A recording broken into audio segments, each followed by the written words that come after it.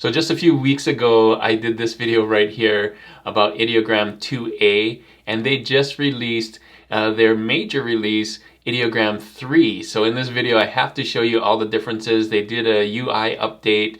I'm going to show you what they posted on their blog. I'm going to show you how it compares to the 2.0 that I just did. Lots to show you in this video. I think the first thing to go to is their blog so you can see exactly the changes that they did. And then I'll go to Ideogram. All right, so here's Ideogram's blog about.ideogram or ideogram.ai/3.0. It's their release. You can see they just released it March 26th, which is yesterday, unless you're watching this video later. But I'm gonna play this if you haven't seen it. It's really cool. It tells about what kind of the things that they upgraded. Really cool design, photorealistic stuff. Patterns and everything. So I'm gonna play it in the background while you see it, and you can come here and watch the whole thing. It's about what is it, a minute, 2 minutes long. So I'm not gonna play the whole thing in this video, but you can see it's really cool stuff. All right, this is just saying that it has the best ELO rating. I don't know what that means, but it's higher than Imagen, Flux Pro, Recraft, DALL-E 3, and everything. So really good. They've boosted that, whatever that is, but it's working. It's working. This is what I think is really cool, is consistent styles. I'm going to show you how this relates to print on demand in the future of this video, at a later point in this video, but take a look at this. Okay, so they write the prompt for bowling alley, and these are the new style references. So I'm going to come in here and I'm just gonna pick, so you can see bowling alley with this water reference, it looks like that. But if you put a different reference, look at how the bowling alley changes, which is really cool. Like, it's using that reference to grab the colors and the styles and everything. So each, depending on the style that you have, it changes. And it did it with the Cadillac diner. Look at this, with the different styles. You can see this style is consistent with the bowling alley too, right? It could be in the same thing. And then treehouse. Look at that, same style. So depending on the style reference that you have, it changes, and that can be really key for print on demand as well. And I'll show you that later in this video. I know all of these look like photos and you can't put it on t-shirts, although it may, I mean, maybe somebody would buy a t-shirt with that on, but typically not on a t-shirt. And then game-changing text and layout. You can see that it really thought, or they've really put this in where if you put in the text, it kind of makes it in a nice way, not just putting the text in there, but it really thinks about where the text is going and how it lays out with everything else. So really cool there. Brand graphics, if you're using Ideogram for your brand, it can do really cool. Watch that video at the end. It does this brand thing where it just types in, make me a logo for my brand, make me a post for my brand, make me a web page for my brand, and all that stuff. So really cool layouts, just taking the same thing and then doing over and over again. Really cool at the end of that video, inspiring. And then stunning realism. So this doesn't apply to print on demand necessarily, but if you're using this for photorealistic stuff, like look at the lighting on some of this stuff, and just looks really cool up close on the face and everything. So I'm not going to do any of those on Ideogram, although you could do photorealistic stuff, and they upped it, they made it even better for photorealism. What I'm going to show you when I go to Ideogram is to show you how you can use this for designing t-shirts for print on demand. So let's go to Ideogram right now, and I'll show you some of the difference that 3.0 has that wasn't there before. All right, so here I am on ideogram.ai. I've signed in. You can see I'm here. And you'll notice that the new thing right here is this. It doesn't look too new, but everything's all in one place now. So when you write a prompt right here, you have some of these different things. You can do private or public. I like doing private. You can have all these aspect ratios. I think the ones that work well for print on demand are 1:1, 3:4, and 4:5. Of course, if you want to do other things, they have it too in here. I think that's really cool. And you can change this. I think this slider will also pick custom things if you want to. So you can do something even that's not even here. So that's kind of cool. And then of course the model that we're using is 3.0, the most advanced one. And you can see depending on what you pick, that's how many credits you're going to use. So 1, of course, they're only using 1, 2A, 1.5, 2, you got 3 here, and for 3 you got more. So it's using more credits, but it's also better, so you kind of have to weigh those things in. I'm going to show you how much better it is. And then magic prompt, auto on or off. I like to leave it on auto, but I know some people like to just turn that off and not have the magic prompt. I kind of like it. And then style, for 3.0, it's different than 2.0. So we'll go to 2.0 and you'll see that there's anime style and 3D style. But in 3.0, I think they're going to add that later. Right now, there's realistic design random, which is very interesting. I wouldn't use it for print on demand, but it's a fun one to play with. And then general, and then they have this new thing where you can put in your reference or a style code, which I haven't been able to find, but I think you can find it somewhere. I have to do some more research, but I'm going to show you what this reference does, and it's pretty cool. It's what we showed here with the bowling alley and the Cadillac and the treehouse and stuff, and I think it can be used pretty good for print on demand. I'll show you how that works. And then colors, I don't really use, but if there is a specific color that you want in your t-shirt design, and you could make one, or you could pick one of these. So that's really cool. I think that would work really well for things like Easter, where there's like a specific color palette, Cinco de Mayo, you know, some of these holidays like Valentine's, where maybe you want a lot more red and pink, then you can put that in here without actually putting that in the prompt. And then this is for patterns, tile grid. Also, if you have the seed number, just to keep it like the same thing, same style, you can put that in. And then any things to avoid, you can put that in here. And this is where you put your reference. I'm not going to do that right now, but you can pull a reference from your desktop, or you can use a reference from IDEOGRAM itself. So, and then hit generate. So what I wanted to show you is some of my creations that I did, first of all. And then these are some that I did, but I wanted to show you some I played around with for Easter and stuff. But here are the ones that I did from the 2A. So remember my video that I did with 2A, I compared 2 to 2A. Now these are 3 right here. So I have my pizzas, my Valentine, Meowdy partner, and shenanigans. So let me show you the prompts and the results I got from that. Okay, so as a reminder, here's the prompt, the first prompt that I use.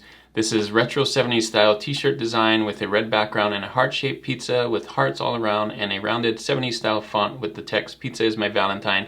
Of course, I made this video back when Valentine's Day was relevant. So I'm going to show you what it looks like from 2, 2A, and 3, and we can kind of see the progression. So here it is. I'm going to move myself up here so you can see.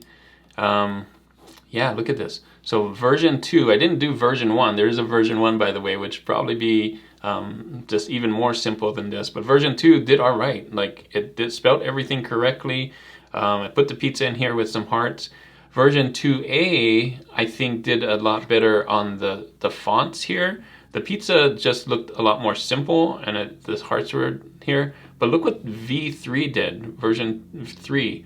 Like, it took it to the next level. So it added more things here, the shading, the pepperoni here, like it added this gooey thing right here. Even the font has more feeling and style. So it just added more style. I'm gonna zoom in here so you can see, like, look at that. Look at the difference between 2A and 3. This isn't even a full step. This is like a half step up. The full step up would be the, right here, right? From 2 to 3, that is a huge jump from 2 to 3. So pretty cool, in my opinion, of even not only the realistic things that they were talking about, but even like this graphic thing with the font and everything. It's really thinking about how can I make this layout better and look appealing and stand out.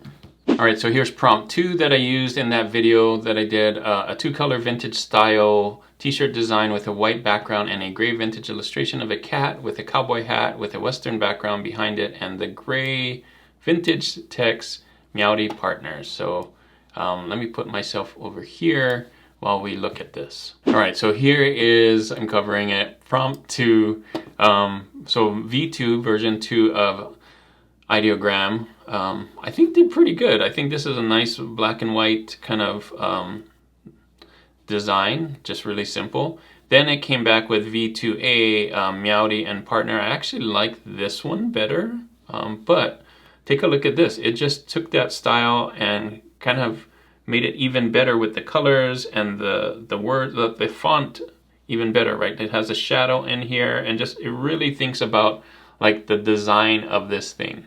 So you can see that it's kind of all the same design, whereas this one, it kind of looks like the hat is different than the cat, which is different than the background here on version 2. But all of this looks like the same design style, right? So I also like the distressed text inside of the font, or the distressed inside the font here, where these are just outlines of a font. This one really thought about the design of the layout, as well as the font, as well as the graphics it's being used and everything. So version 3, again, I think is a winner. Some of these cats in this other one just look sad, whereas this cat kind of looks happy and doing stuff. So I think so. Version 3, again, I think is a big change, not only from 2, but from 2A, including the vintage sunset is a lot better. So let's go and look at prompt 3, and I'll show you the difference. All right, so the last one, prompt 3, I did this on my video again. A cute cartoon style t-shirt design with a black background and 3 St. Patrick's Day style gnomes dressed in green with shamrocks all around, and the text, shenanigans with my gnomes. Again, I used the same prompt on all 3 versions, version 2, version 2A, and version 3. And let's see how it did. All right, I have to move my face here again. So you can see here, very simple drawing in version 2, a line drawing. I think the gnomes did a lot better in version 2A. And then here, it actually had the gnomes doing things. So I didn't ask it to do that, but it's thinking about that. And check the text. Like, it put a text in not just like a regular way. It kind of took it and made its own version, where shenanigans with my gnomies, and changed the gnomies to a different color to make it stand out with the same green as here, which is really clever.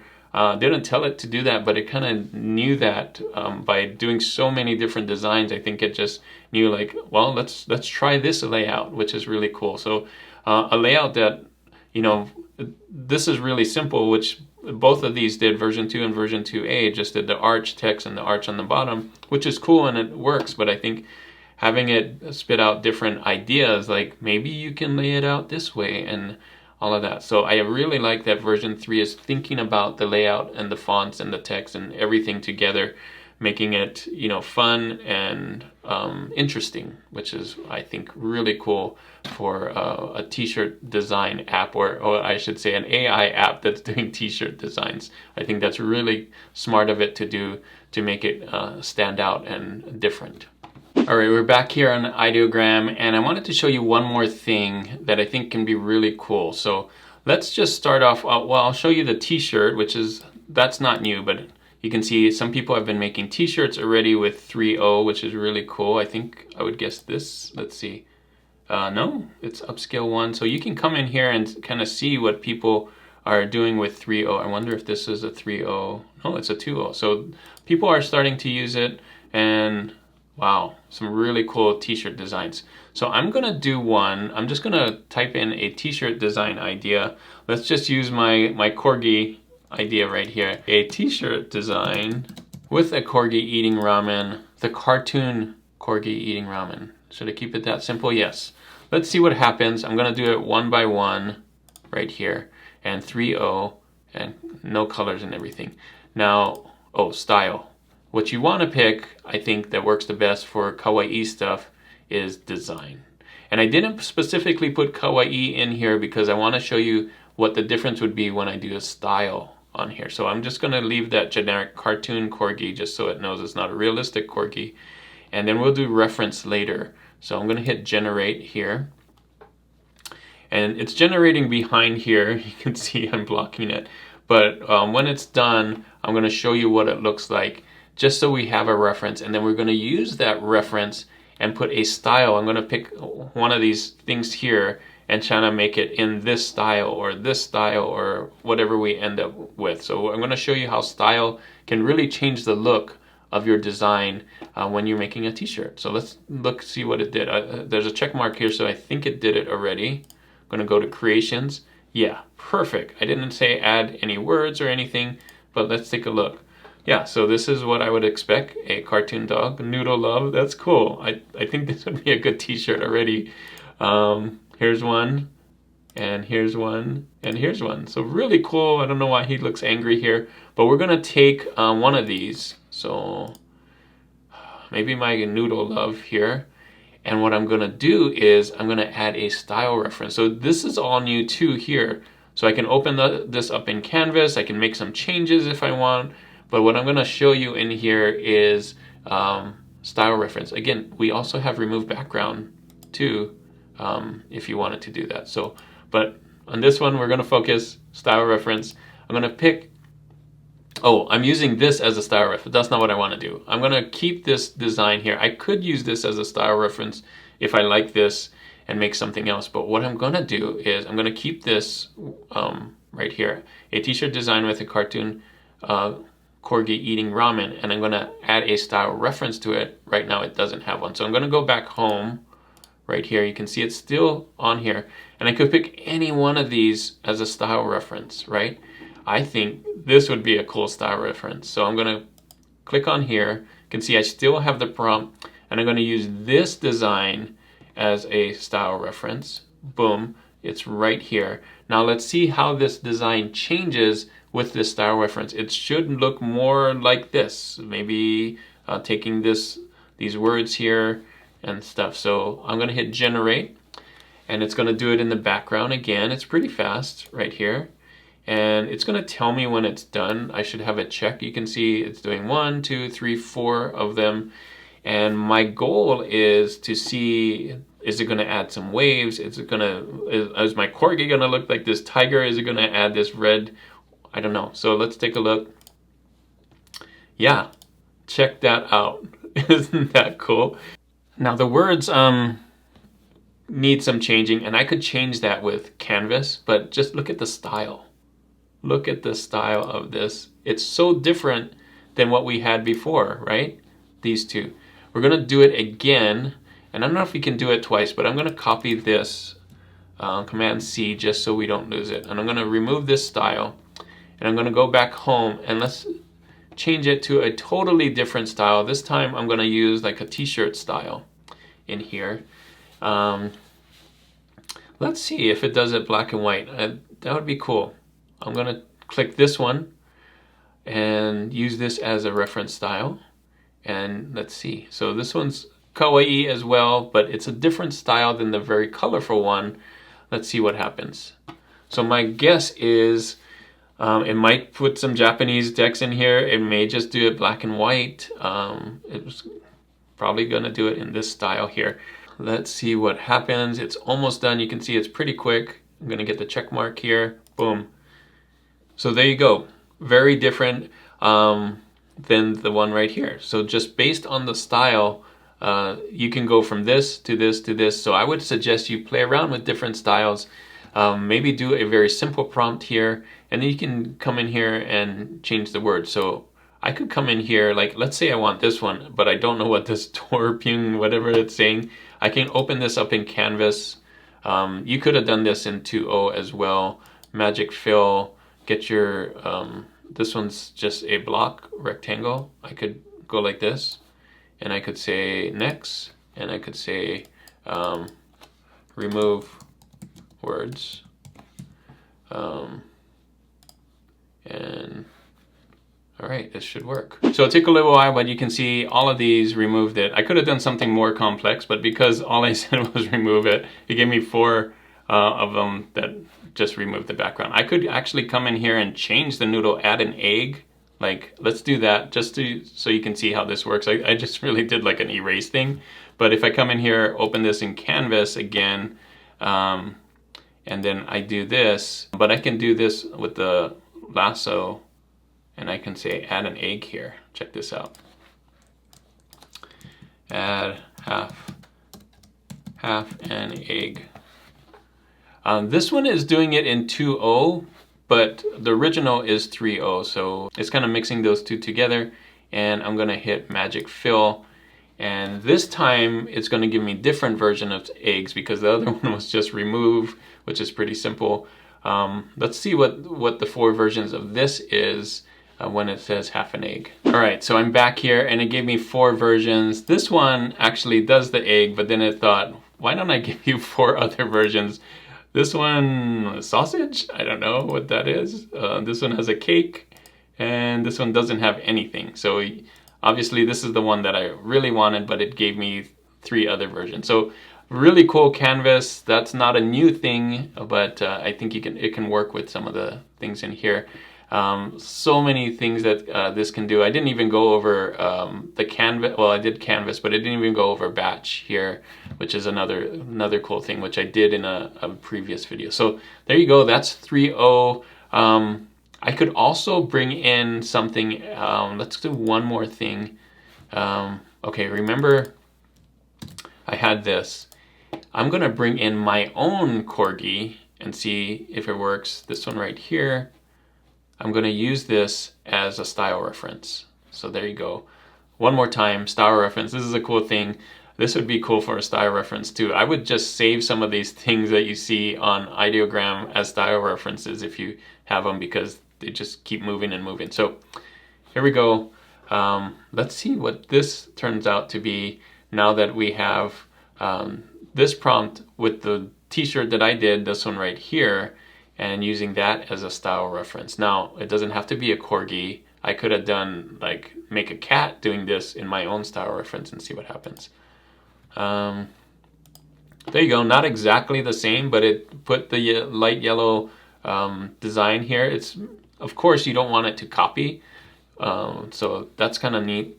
But it does have the corgi in the kind of a cute kawaii style, and has that in the background, that yellow, light yellow on red, right? It knew to do the red background as here.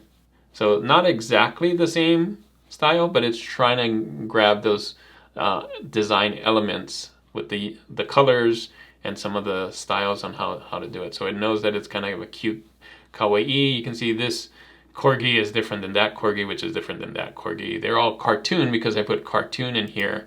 I could have put a different word in here as well. So you can see some of these other ones where I did the style reference, where this one and this one's very different because I picked a different style reference. And then same here, I just played around with updating 2.0 to 3.0. So these are some 3.0 designs from which I took style references. So have fun with this. I'm having fun with it on 3.0, just using it for t-shirt designs, but of course it can do a lot more than just t-shirt designs. So there you go. That's a little bit of Ideogram 3.0. Again, I'll put the blog link in the description here, as well as if you haven't used Ideogram before, I'll put a link to Ideogram there that you can use so you can try it out. Thanks again for watching. Hopefully this was really helpful for you. I think the best way to do it is to just try it out and try out all the different references, try out your prompts, and it's just a really cool, fun tool to use for AI. Especially with t-shirt designs, but it does a lot more than just t-shirt designs. If you want to see that video that I did before with 2A that I just did a few weeks ago, Ideogram 2A, I have that video right here. Thanks again for watching, and as always guys, keep creating and keep learning. I'll see you on the next one.